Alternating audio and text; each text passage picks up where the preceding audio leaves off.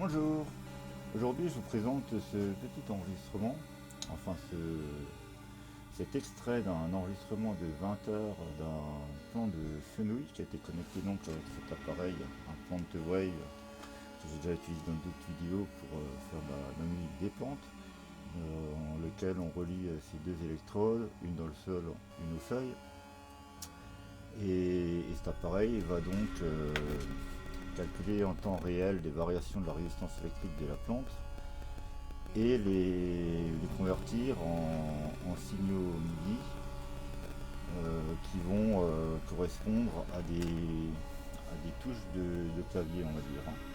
C'est ce que vous pouvez voir dans la partie là en vert fluo, c'est toutes les touches du clavier, dans les hauts les aigus, dans le bas les graves. Et ces touches de piano vont déclencher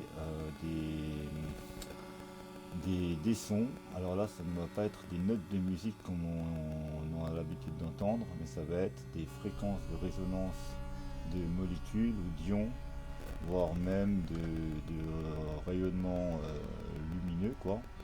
Enfin, de rayonnement du champ électromagnétique, hein, des infrarouges, de la lumière visible, des UV, comme vous pouvez voir là-haut. Là, vous avez tous les ions et quelques molécules comme le CO2 ou l'oxygène.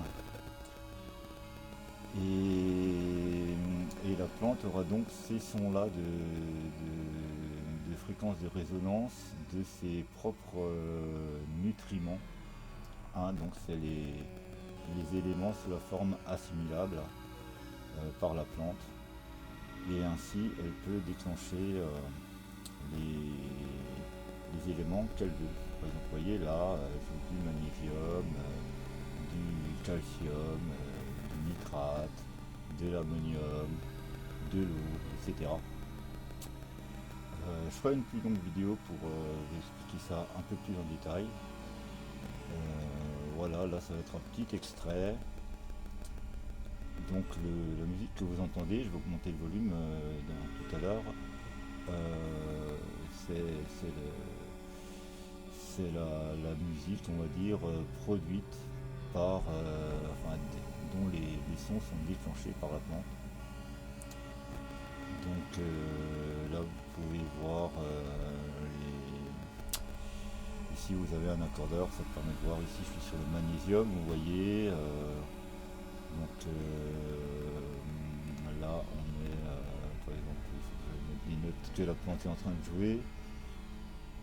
Voilà, si je me mets sur l'eau, si je me mets sur l'ammonium, etc. On a les différents spectres de chaque son. Et voilà, alors pour aujourd'hui, je vous laisse simplement écouter ça.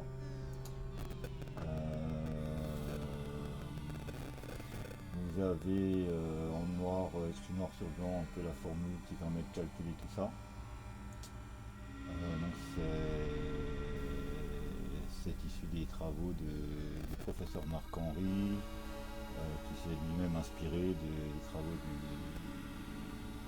de Joël Sternheimer, qui s'est lui-même inspiré des travaux de Louis de Broglie, qui s'est lui-même inspiré des travaux de Planck et d'Einstein. Voilà. Donc tout ça est un petit peu polémiqué, enfin on est dans l'expérimentation, hein. Donc pour l'instant il n'y a pas de validation scientifique avérée, on va dire, mais il y a pas mal d'expérimentations à droite à gauche. Donc je trouve que c'est intéressant de tester tout ça. Donc le but c'est que la plante s'envoie ses propres nutriments sous forme de musique en fait, hein. Et ces notes de musique vont résonner avec les ondes de matière qui sont donc calculées à partir de cette formule. Voilà en gros.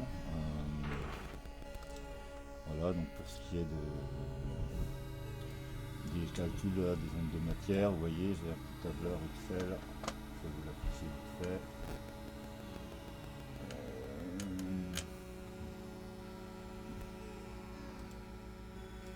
Voilà.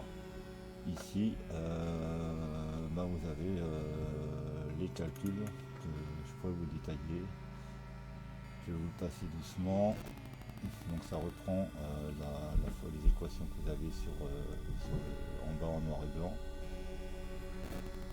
Et donc on met entre la masse molaire, qui elle-même est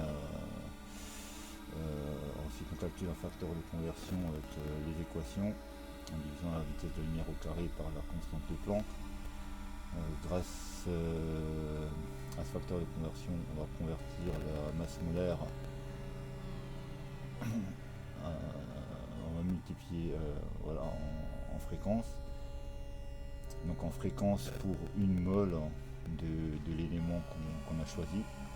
Ensuite on convertit cette fréquence, puisque c'est la fréquence d'une mole, en fréquence pour une seule molécule ou un seul ion. Donc pour ça on va diviser ce grand chiffre par le nombre d'Avogadro. Par exemple pour 18 grammes d'eau ici, dans 18 grammes d'eau vous avez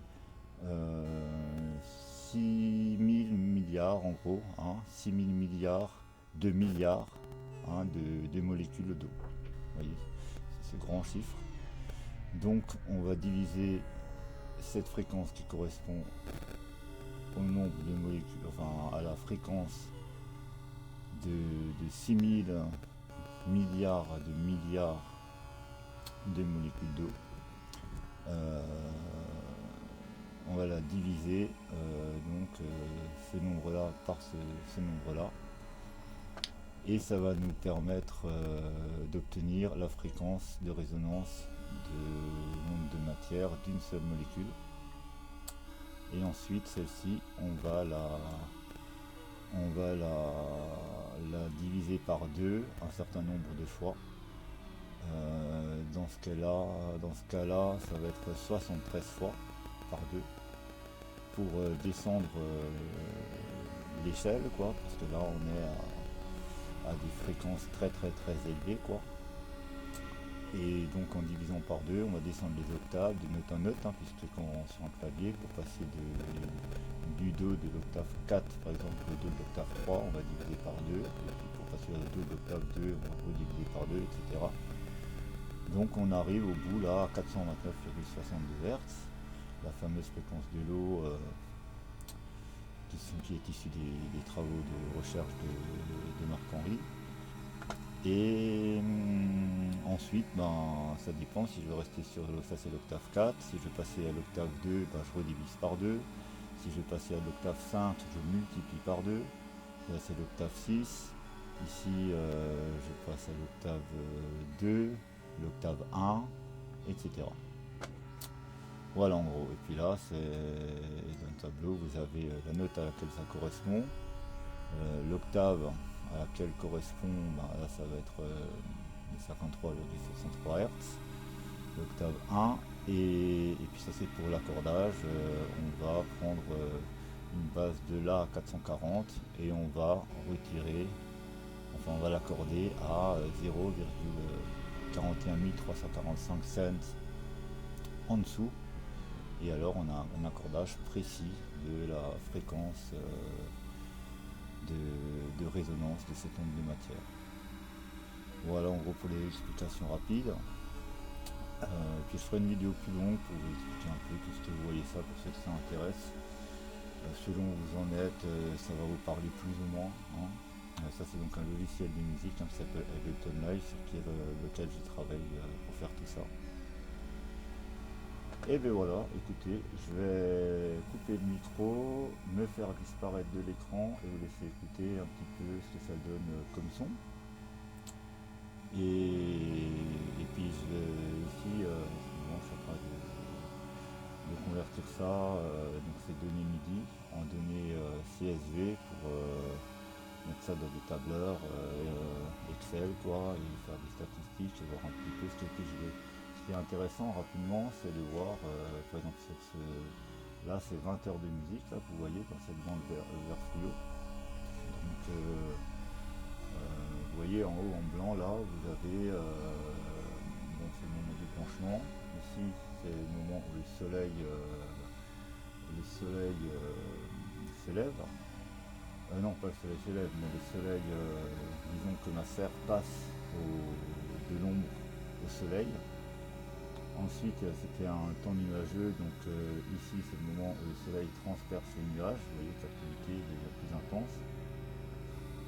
Avec là, vers autour des 13 heures, hein, on a des petites coupures. Et puis là, on a à nouveau une activité assez régulière jusqu'à la tombée de la nuit, vous voyez, 18h20. Donc ça date du 2 mars 2025. Et puis ça c'est la nuit après, donc on a une baisse d'activité. Et puis là en fait quand ça fait des pics comme ça, on peut faire un petit agrandissement. Voilà, si je fais un agrandissement, vous voyez ça fait des montées, des descentes comme ça. C'est un mode qu'on peut appeler le phytoscan, c'est-à-dire que la plante va scanner l'environnement plutôt. Enfin, voilà, c'est une supposition, c'est ce qu'elle fait aussi ici au début. Ah mince, j'ai mis le son. Ah non, j'ai pas mis le son en arrière. Voilà, si j'agrandis le début, vous voyez, ça se met aussi, donc elle va monter, descendre en gros le clavier comme ça, et elle va scanner un peu l'environnement. Et puis ensuite, elle se met dans un mode que moi j'appelle mélodique, hein, on va dire. Donc là, ça fait plutôt un son d'ambiance. Mais si on met ça sur un instrument comme un piano par exemple, on peut avoir des sacrées jolies mélodies, enfin plus ou moins jolies, enfin ça reste subjectif de toute façon, hein. Mais voilà, ça joue différemment quoi. Donc elle alterne des fois des modes phytoscan et des fois des modes jeu, on va dire. Et donc la théorie c'est que là elle scanne l'environnement et puis ensuite elle envoie des fréquences pour harmoniser dans le milieu. Ça peut être, elle va envoyer des ondes qui vont être bénéfiques pour elle, mais aussi éventuellement pour les êtres vivants de son environnement extérieur, quoi. Voilà grosso modo en quelques mots, si ça peut vous parler tout ça. Ok, bah écoutez, je vous laisse avec ça. Je vais laisser ce que je vais faire. Non, je vais rester dans ce mode là. Je peux passer aussi en mode master là. Mais du coup le reste disparaît. Là vous voyez le spectre de l'ensemble des notes qui sont jouées, hein. Avant je suis dans le mode piste. Donc là j'ai uniquement le spectre de la note qui est jouée et sélectionnée, c'est-à-dire là l'ammonium. Et si je me mets en mode master, et bien c'est le spectre de l'ensemble des notes, de l'ensemble des fréquences cumulées qui sont jouées, qui sont en cours de jeu, donc tous ceux qui sont verts. Voilà, sachant donc que quand la note est déclenchée, le volume est plus fort. Et puis ensuite le volume diminue. Donc plus ça diminue, plus son action sur le spectre est faible. Et bien voilà, écoutez, je vous dis à une prochaine. Et je vous laisse tourner ça quelques minutes. Au revoir.